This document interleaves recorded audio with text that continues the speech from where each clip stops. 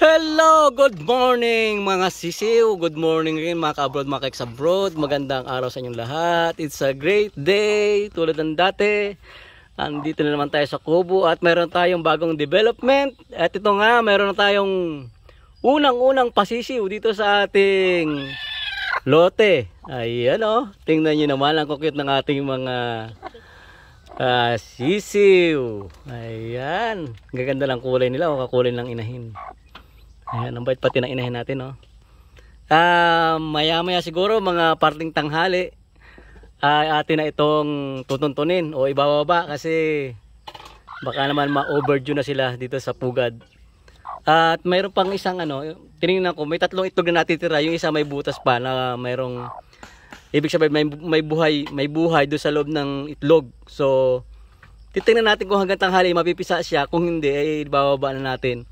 Kasi usually yung pinakahuli, pinakamahina, hindi rin nagtatagal yan, namamatayan. So 50% ang buhay niyan, chance na survival.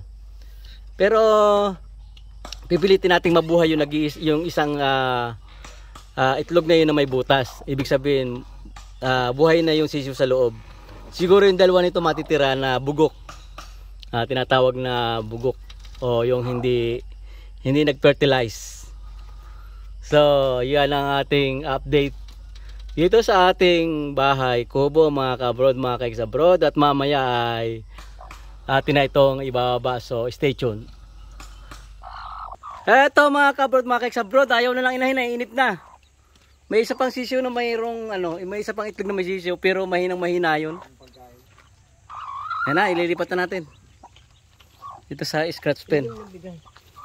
Yan na. Lipat natin dito. Angat yung utoy. Yan na, ilipat na natin dito. Ito na natin inahin. Ayan. Ito yung ating unang pasisiw dito sa Bahay ko. ating bahay kubo. Ayan, dalawa. Okay, lalagyan natin mamaya ng bigas pag nailagay natin lahat yan. Puro dalo sa akin. 3, 4. Ayan. Ang gaganda oh. Puro dalo sa api. Ayan. Cute. Maya sa kanina. Sa ngayon ang kailangan pa nila init ng araw. Kailangan mainitan lagi. Kaya Mama, dito natin ilagay sa init. pahinga ko siya. Kumuha ka na ngayon. Tinulahin mo na eh. Siya! Anim. Tinulahin. 6. Tinukain siya. 6 na mga ka-abroad, mga ka-ex-abroad. 6 lang? 6. Siyam yan eh. Oo nga no. Buhay pa ito. Tamo. Pipisain ko ito. Sige. May pa na. May isang, ayun o, mga ka-abroad, mga ka-ex-abroad. May isang ulila. Ayun o. Pipisa pa ito. Pipilitin natin itong mapisa. Tutulungan natin. Ayaw nang pisain ng inahin kasi nainip na. Incubator lang yan. Naiinip. Nainip na inahin. Ayan. Pero titingnan natin kung mapipisa yan. Pisa yan. Okay. Meron naman tayong panibagong 6 na sisiw. Ayan. Ang ganda ng ating mga sisiw. Ay, kakainin ito ng Okay, lagyan natin ng mga pinag-itlogan niya oh. Yan ang ginagawa namin dati sa lumang bahay namin. Pagka nag-ano kami ng sisiw ay nilalagyan namin ng balat. Ayan. Ay, wala nga palang bigas, isahin ko lahat. So, ang lalagyan natin ay kunin mo yung sako doon. Diyan kay Jingjing. May bigas yun. tayo na. May mga bigas yung loob na sako. Magpupulbos tayo ng bio tree. Mamaya. Patukan natin, pasamantala. Apa! Aling dyan kay Jingjing? Sako, nandun! Nakaipit sa paklang nyog. Sako ng bigas. Ayan, mga ka-abroad, mga ka-ex-abroad, oh. Mayroon naman tayong 6 na sisiw. Ayan, siyam lahat ito, yung dalawa, bugok. Yung isa naman ay, eto pa. Incubator. Ayan, oh. Buhay naman siya kaso, Pipisa yan. ang tagal mapisa. Nainip na inahin. Anong pipisa niya siya din? Inaaya niya na yung kanyang mga sisiw na tumalon. Kaya, kaysa magtalo na ito at mabalian, mamatay, 6 against 1. Mas pipiliin ko yung 6.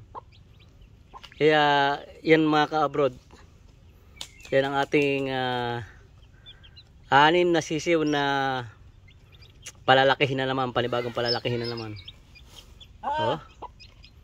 Ayan, tuwan-tuwa yung mga inahin, oh. Tuwan-tuwa yung mga sisiw pala. Nagkakaibot ng inahin.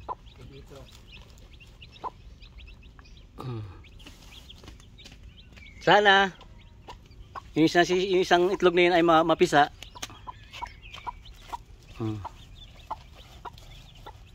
Ito mga wala ng bigas ako. Ito yung bigas.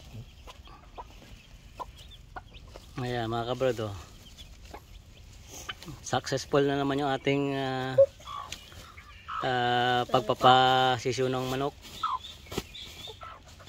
More than Chicken. 70% yung pagpipisa.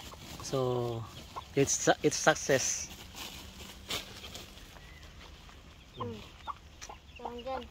So mamaya lalagyan natin ng patuka yung mga manok na yan. Andun pala yung yung patuka yung may lalagyan ng tubig nila. Pinakalat lang sa tuturuan pa yung inahin. Kaya nga pala yung madala yun.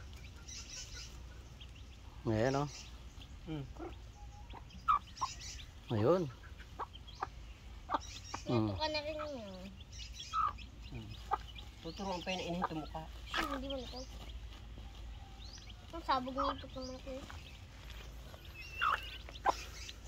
Ayan mga kabrad, oh. So sana makalibre silang lahat. Yung ating dinala ditong siyam na sisiw ay 5 na lang natira. 50%, halos 50% survival rate at 50% mortality rate yung nangyari. Pero sana naman dito makasurvive silang lahat. So ayan, mula rito sa ating bahay kubo. Maraming salamat sa panonood mga kabrad, mga kaisa abroad, and tutuklas sa mga darating pa mga updates. Maraming salamat sa panonood ulit. Bye bye.